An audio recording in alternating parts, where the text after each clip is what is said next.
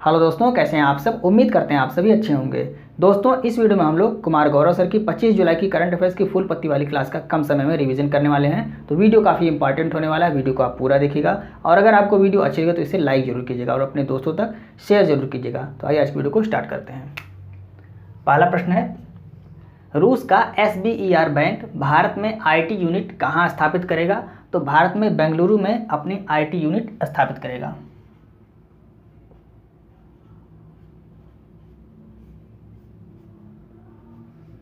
तो SBER bank ये किस देश का बैंक है? ये रूस का बैंक है और यह भारत में अपनी IT यूनिट स्थापित करेगा। कहाँ पर स्थापित करेगा? बेंगलुरु में स्थापित करेगा। तो यह रूस का एक सेविंग बैंक है, ये आपको याद रखना है। स्थापना कब हुई थी SBER बैंक की? 1841 में स्थापना हुई थी। किसने किया था स्थापना? निकोलाई फर्स्ट ने इसकी स्थापना की थी, यह भी आपको याद रखना है। RBI ने इसे मंजूरी दे दी है। अब यह भारत में अपना IT यूनिट खोलेगा। कहाँ पर? बेंगलुरु में। इसके कारण भारत में रोजगार, विकास और नवाचार में वृद्धि होगी, यह भी आपको याद रखना है।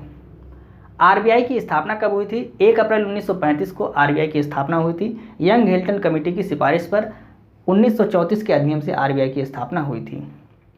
RBI के बारे में पूरी जानकारी हमने एक शॉर्ट वीडियो के माध्यम से आपको बताई हुई है पहले भी। तो उस वीडियो का लिंक आपको इस वीडियो के डिस्क्रिप्शन में मिल जाएगा। आप वहां से RBI के बारे में पूरी जानकारी प्राप्त कर सकते हैं।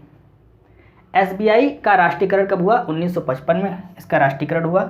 इसका पूर्व में नाम क्या था? तो इंपीरियल बैंक इसका पूर्व में नाम था। और इंपीरियल बैंक नाम कैसे पड़ा?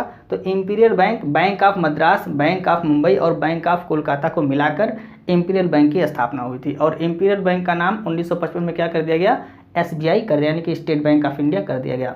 इसके बारे में भी हमने एक SBI का इतिहास करके एक पूरी वीडियो है लगभग 6-7 मिनट की, तो उसको भी हमने पहले ही डिस्कस किया हुआ है। उसमें आपको SBI से संबंधित पूरा इतिहास उसके बारे में आपको पता चल जाएगा। तो उस वीडियो का लिंक भी आपको इस वीडियो के डिस्क्रिप्शन में आपको मिल जाएगा। वर्ष 1969 में 14 बैंकों का राष्ट्रीयकरण हुआ और 1980 में 6 बैंकों का राष्ट्रीयकरण किया। तो यहाँ पे आपको याद रखना है, 1969 में कितने बैंकों का राष्ट्रीयकरण हुआ था? 14 बैंकों का। और 1980 में 6 बैंकों का राष्ट्रीयकरण किया गया था। कुल कितने राष्ट्रीयकृत बैंक हैं? तो 14 और 6 20 राष्ट्रीयकृत बैंक हैं, आपको याद रखना है। नेक्स्ट प्रश्न है, QS वर्ल्ड रैंकिंग 2024 के अनुसार छात्रों के लिए सर्वश्रेष्ठ शहर कौन सा है? लंदन शहर ये छात्रों के लिए सर्वश्रेष्ठ शहर है। किसके अनुसार? QS वर्ल्ड रैंकिंग के अनुसार। सेकेंड स्थान पे कौन है? सेकेंड स्थान पे टोक्यो है। ये कहाँ का शहर है? जापान का शहर है, आपको याद रखना है। टॉप 100 में भारत का कोई भी शहर शामिल नहीं है। 118वें स्थान पे कौन है? मुंबई है, जो भारत में प्रथम स्थान पे है। लेकिन टॉप 100 में कोई भारत का शहर शामिल नहीं है, आपको ध्यान रखना है। हेनले पासपोर्ट इंडेक्स में भारत का स्थान कौन सा है? तो भारत का स्थान 80वां है और इसमें प्रथम स्थान पर कौन है? सिंगापुर है। आपको याद रखना है, जो जनवरी में हेनले पासपोर्ट इंडेक्स जारी हुआ था उसमें भारत का स्थान 85वां था और प्रथम स्थान पे उसमें जापान था। ये आपको याद रखना, कंफ्यूज नहीं होना है। यहाँ पे हेनले पासपोर्ट इंडेक्स जो अभी जारी हुआ है आपका जुलाई में, इसमें भारत का स्थान कौन सा है? 80वां है। और इससे पहले जब जनवरी में जारी हुआ था तो भारत का स्थान 85वां था। यहाँ पर जुलाई वाले में प्रथम स्थान पे सिंगापुर है और जब जनवरी में जारी हुआ था तो उसमें जापान पहले स्थान पे था। विश्व शांति सूचकांक 2023 और विश्व खुशहाली सूचकांक 2023 में भारत का स्थान 126वां है। तो इन दोनों में भारत, शांति में और खुशहाली में दोनों में भारत का स्थान 126वां है, आपको याद रखना है। इंग्लिश चैनल किन 2 देशों के मध्य है? तो इंग्लैंड और फ्रांस के बीच ये इंग्लिश चैनल पड़ता है, आपको याद रखना है। आइए हम नेक्स्ट प्रश्न डिस्कस करते हैं। तीसरा प्रश्न है, एशियाई सर्फिंग चैंपियनशिप 2023 में भारतीय टीम ने पहली बार कौन सा पदक जीता? तो पहली बार भारतीय टीम ने इसमें भाग लिया है और पहली बार में कांस्य पदक जीता है भारत ने। भारत ने कांस्य पदक जीता, आपको याद रखना है। आयोजन कहाँ पर हुआ इसका? तो आयोजन मालदीव में हुआ था। कुल 18 देश ने इसमें भाग लिया था। स्वर्ण पदक किसने जीता, यानी कि गोल्ड मेडल किसने जीता? जापान ने जीता। सिल्वर मेडल मालदीव ने जीता और ब्रांज मेडल भारत ने जीता, आपको याद रखना है। भारत इसमें पहली बार शामिल हुआ था, यह भी आपको याद रखना है। सर्फिंग का मतलब क्या होता है? तो पानी से संबंधित जो खेल होते हैं वो सर्फिंग के अंतर्गत आते हैं। तो एशियाई सर्फिंग चैंपियनशिप 2023 का आयोजन मालदीव में हुआ और सर्फिंग का मतलब क्या होता है? जो पानी से संबंधित खेल होते हैं वो सर्फिंग के अंतर्गत आते हैं, आपको याद रखना है। वर्ल्ड सर्फिंग लीग का आयोजन कहाँ पर होगा? महाबलीपुरम तमिलनाडु में इसका आयोजन होगा भारत में, और अगस्त 2023 में इसका आयोजन किया जाएगा। इंडोनेशिया, स्विस और कोरिया, यानी कि इंडोनेशिया ओपन 2023, स्विस ओपन 2023 और कोरिया ओपन 2023 का खिताब किसने जीता? सात्विक और चिराग की जोड़ी ने जीता है। अब आपको यहाँ पे कमेंट करके बताना है कि सात्विक और चिराग ये किस खेल से संबंधित हैं, ये आपको कमेंट करके बताना है। नेक्स्ट प्रश्न है, हाल ही में दिवंगत हुए गायक टोनी बेनेट का संबंध किस देश से था? तो इनका संबंध अमेरिका से था। टोनी बेनेट का संबंध किससे था? अमेरिका देश से था। यह क्या थे? यह एक गायक थे। 96 वर्ष की उम्र में इनका निधन हो गया। 20 से अधिक ग्रैमी पुरस्कार के विजेता रह चुके हैं। ग्रैमी पुरस्कार किस क्षेत्र में दिया जाता है? तो यह संगीत के क्षेत्र में दिया जाता है, आपको याद रहना चाहिए। नेक्स्ट है, हाल ही में ग्रैमी अवार्ड जीतने वाले भारतीय कौन हैं? तो रिकी के अभी हाल ही में इनको ग्रैमी पुरस्कार दिया गया है और लगातार 3 बार इन्होंने ग्रैमी पुरस्कार जीता है। कनक रेले ये क्या थे? तो ये मोहिनी अट्टम नृत्य से संबंधित है और हाल ही में इनका भी निधन हो गया है। ग्रैमी अवार्ड जीतने वाले पहले भारतीय कौन थे? रविशंकर, ये पहले भारतीय थे। और किस लिए इनको ग्रैमी अवार्ड दिया गया था? तो इनका जो एल्बम था बेस्ट मीट्स ईट्स, ये इनका एल्बम था, इसके लिए इनको 1968 में ग्रैमी पुरस्कार दिया गया। तो रविशंकर ये पहले भारतीय थे जिनको ग्रैमी अवार्ड दिया गया था, आपको याद रखना है। नेक्स्ट प्रश्न है, भगवान श्री राम की 108 फीट ऊंची प्रतिमा का शिलान्यास गृह मंत्री अमित शाह जी ने कहाँ पर किया? तो कुर्नूल आंध्र प्रदेश में इसका शिलान्यास किया गया है।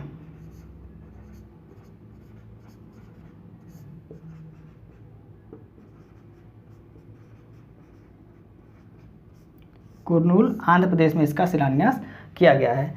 कुल लागत इसमें कितनी लगने वाली है? तो 500 करोड़ से अधिक की लागत इसमें लगने वाली है।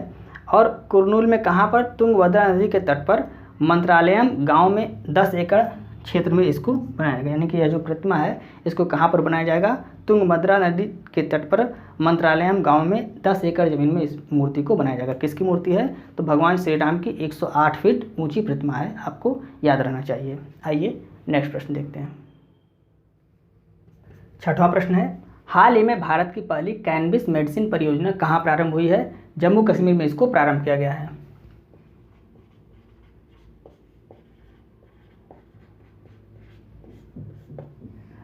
कैनबिस का मतलब क्या होता है? कैनबिस को भांग, मारिजुआना और THC भी कहा जाता है, आपको याद रखना है। तो भांग की खेती को लीगल कहाँ पे किया गया है? जम्मू कश्मीर में इसको लीगल किया गया है, आपको याद रखना है। इसकी खेती को लीगल, किसकी खेती को? भांग की खेती को लीगल कहाँ पर किया गया है? जम्मू कश्मीर में किया गया है। उद्देश्य क्या है? दर्द की दवाओं तथा न्यूरोपैथी में इसका उपयोग किया जाएगा, ये इसका उद्देश्य है।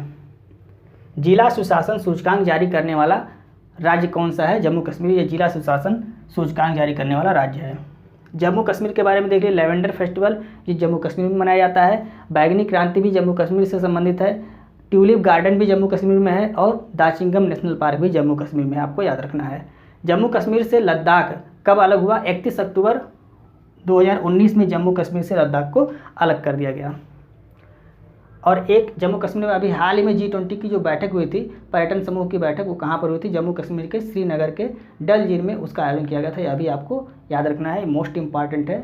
G20 की पर्यटन समूह की 3री बैठक जम्मू कश्मीर के श्रीनगर में हुई थी, याद रखना है। प्रतिवर्ष राष्ट्रीय आयकर दिवस कब मनाया जाता है? 24 जुलाई को इसको मनाया जाता है।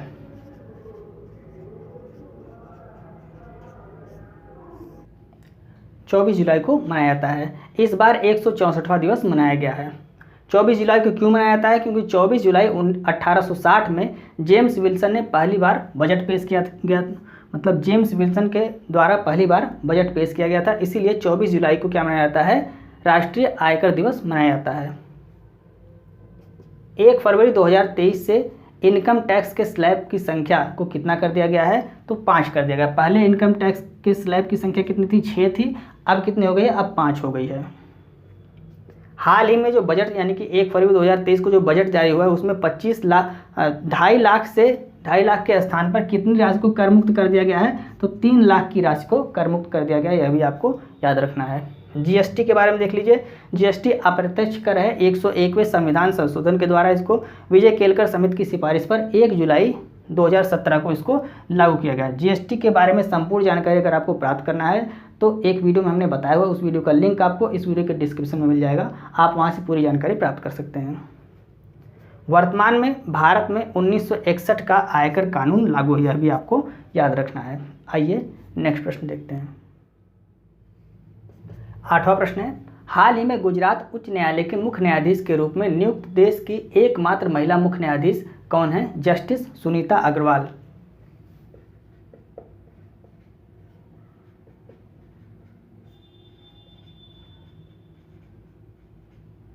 जस्टिस सुनीता अग्रवाल को गुजरात उच्च न्यायालय का मुख्य न्यायाधीश बनाया गया, आपको याद रखना है। ये गुजरात की 29वीं मुख्य न्यायाधीश हैं, यह भी आपको याद रखना है। गुजरात की दूसरी महिला मुख्य न्यायाधीश हैं, ये गुजरात की दूसरी महिला मुख्य न्यायाधीश हैं। इनसे पहले महिला मुख्य न्यायाधीश बन चुकी हैं, उनका नाम क्या है? तो पहली महिला मुख्य न्यायाधीश कौन थी? जस्टिस सोनिया गोकानी, ये कार्यवाहक मुख्य न्यायाधीश थी, अभी आपको याद रखना है। तो दूसरे नंबर की मुख्य न्यायाधीश कौन है गुजरात की? तो गुजरात की दूसरी महिला मुख्य न्यायाधीश हैं जस्टिस सुनीता अग्रवाल, यह भी आपको याद रखना है। भारत के CJ यानी कि चीफ जस्टिस ऑफ इंडिया कौन है वर्तमान में? तो DY चंद्रचूड़ हैं, ये 50वें नंबर के चीफ जस्टिस ऑफ इंडिया हैं, आपको याद रखना है। सुप्रीम कोर्ट में भारत की पहली महिला न्यायाधीश, यहाँ पे ध्यान दीजिएगा, महिला न्यायाधीश है, महिला मुख्य न्यायाधीश नहीं कह रहे हैं, यहाँ पर कहा जा रहा है महिला न्यायाधीश। तो सुप्रीम कोर्ट की पहली महिला न्यायाधीश कौन है? फातिमा बीबी हैं। हाई कोर्ट में भारत की पहली महिला न्यायाधीश कौन है? अन्ना चांडी हैं। हाई कोर्ट की पहली महिला मुख्य न्यायाधीश कौन है? लीला सेठ हैं, ये हिमाचल प्रदेश की मुख्य न्यायाधीश थी। तो यहाँ पर देखिए, यहाँ पर मुख्य न्यायाधीश है और यहाँ पर क्या है? यहाँ पर केवल न्यायाधीश है। तो अगर आपसे पूछता है कि हाई कोर्ट में भारत की पहली महिला न्यायाधीश कौन है, तो अन्ना चांडी होंगी। और भारत की हाई कोर्ट में भारत की पहली महिला मुख्य न्यायाधीश कौन है? तो लीला सेठ आपका उत्तर हो जाएगा। सुप्रीम कोर्ट में केवल महिला न्यायाधीश हुई हैं फातिमा बीबी, महिला मुख्य न्यायाधीश सुप्रीम कोर्ट में अभी तक कोई नहीं हुआ है, आपको याद रखना है। तेलंगाना हाई कोर्ट की पहली महिला मुख्य न्यायाधीश कौन है? हेमा कौली हैं। सुप्रीम कोर्ट के जो चीफ जस्टिस होते हैं उनकी शपथ कौन दिलाता है? राष्ट्रपति दिलाते हैं। और हाई कोर्ट के मुख्य न्यायाधीश की शपथ कौन दिलाता है? राज्यपाल दिलाते हैं, यह भी आपको याद होना चाहिए। नेक्स्ट प्रश्न देखते हैं। मुख्यमंत्री खेत सुरक्षा योजना कहाँ प्रारंभ की जाएगी? उत्तर प्रदेश में इसको प्रारंभ किया जाएगा। उत्तर प्रदेश में इस योजना को प्रारंभ किया जाएगा। खेतों के चारों तरफ सौर बाड़ लगाए जाएंगे और इसमें 12 वोल्ट का हल्का करंट प्रवाहित किया जाएगा, जिससे जब कोई जानवर खेतों की तरफ आए फसल को नुकसान करने, और जब इस बाड़ को वो छुएंगे तो उनको हल्का सा झटका लगेगा और वो पीछे चले जाएंगे, यानी खेतों की फसल नुकसान नहीं होगी। तो उद्देश्य क्या है? जानवरों से फसल की सुरक्षा करना, ये इसका उद्देश्य है। पंचामृत योजना कहाँ की योजना है? यह भी उत्तर प्रदेश की योजना है और गन्ने की खेती से संबंधित है। अभिधम्म चक्र का संबंध किस स्थान से है? तो सारनाथ से है। यहाँ पर भगवान बुद्ध जी ने पहला उपदेश दिया था। तो पहले उपदेश को क्या कहा जाता है? अभिधम्म चक्र कहा जाता है, आपको याद रखना है। महापरिनिर्वाण किसको कहा जाता है? तो जो भगवान बुद्ध ने मोक्ष की प्राप्ति की थी उसको क्या कहा जाता है? महापरिनिर्वाण कहा जाता है। और ये कहाँ पर मोक्ष की प्राप्ति हुई थी भगवान बुद्ध को? तो कुशीनगर में मोक्ष की प्राप्ति हुई थी, आपको याद रखना है। तो मोक्ष की प्राप्ति को क्या कहते हैं? महापरिनिर्वाण कहते हैं। और पहले उपदेश को क्या कहा जाता है? अभिधम्म चक्र कहा जाता है, आपको याद होना चाहिए। आइए नेक्स्ट प्रश्न देखते हैं। 10वां प्रश्न है, मिशन शक्ति स्कूटर योजना किस राज्य सरकार द्वारा प्रारंभ की जाएगी? ओडिशा राज्य सरकार द्वारा इसको प्रारंभ किया जाएगा।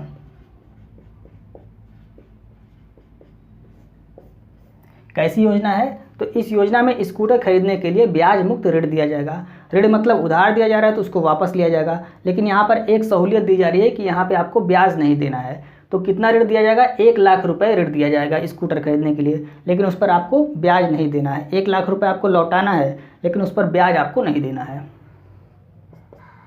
जनजाति खेल महोत्सव का आयोजन कहाँ पर किया गया? भुवनेश्वर उड़ीसा में इसका आयोजन किया गया।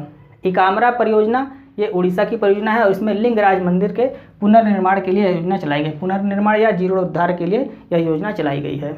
कोणार्क सूर्य मंदिर ये उड़ीसा में है, इसको सूर्य मंदिर, कोणार्क मंदिर, इसको सूर्य मंदिर और ब्लैक पैगोडा मंदिर के नाम से भी जाना जाता है। ये कहाँ पर है? उड़ीसा में है। और निर्माण किसने कराया? तो निर्माण इसमें गंग वंश के राजा नरसिंह देव ने निर्माण कराया था, आपको याद रखना है। सप्त पैगोडा मंदिर कहाँ पर है? महाबलीपुरम तमिलनाडु में सप्त पैगोडा मंदिर है और इसका निर्माण किसने करवाया? पल्लव वंश के शासकों ने इसका निर्माण कराया था, आपको याद रखना है। नेक्स्ट प्रश्न है, देश का पहला कंस्ट्रक्शन इनोवेशन हब कहाँ स्थापित किया जाएगा? तो इसको केरल में स्थापित किया जाएगा। उद्देश्य क्या है? नवाचार को बढ़ावा देना इसका उद्देश्य है। इनोवेशन का मतलब नवाचार, तो नवाचार को बढ़ावा देना इसका उद्देश्य है। श्री अन्न उत्कृष्टता केंद्र ये कहाँ पर स्थापित किया गया है? तो हैदराबाद में इसको स्थापित किया गया। ऑनलाइन गेमिंग उत्कृष्टता केंद्र इसको शिलांग मेघालय में स्थापित किया गया है। के फोन परियोजना ये केरल की परियोजना है और केरल स्वयं का इंटरनेट शुरू करने वाला भारत का पहला राज्य बन गया है। के फोन का फुल फॉर्म क्या होता है? के से केरल, एफ से फाइबर, ओ से ऑप्टिकल और एन से नेटवर्क। तो केरल फाइबर ऑप्टिकल नेटवर्क ये इसका फुल फॉर्म हो गया, आपको याद रखना है। केरल के लोक नृत्य कौन कौन से हैं? कथकली, मोहिनीअट्टम, ओणम और कालियट्टम ये सभी क्या हैं? केरल के लोक नृत्य हैं, जिसमें कथकली और मोहिनीअट्टम ये शास्त्रीय नृत्य भी हैं, आपको याद रखना है। तो ये थी फूल पत्ती वाली क्लास के 11 महत्वपूर्ण प्रश्न, जिसको हमने कम समय में आपको रिवाइज कराने की पूरी कोशिश की। उम्मीद है आपको वीडियो अच्छी लग रही होगी। यदि आपको वीडियो अच्छी लग रही है तो आप इसे अपने दोस्तों को जरूर शेयर करें और वीडियो को लाइक और सब्सक्राइब करना ना भूलें। अगर आपको इस क्लास की PDF चाहिए तो आप हमारे Telegram channel RK competition classes को ज्वाइन कर सकते हैं, जिसका लिंक आपको इस वीडियो के डिस्क्रिप्शन में मिल जाएगा। आप वहाँ से टेलीग्राम चैनल को ज्वाइन करके PDF को प्राप्त कर सकते हैं। कमेंट करके आप जरूर बताया कीजिए कि आपको वीडियो कैसी लगती है। मिलते हैं नेक्स्ट वीडियो में। जय हिंद।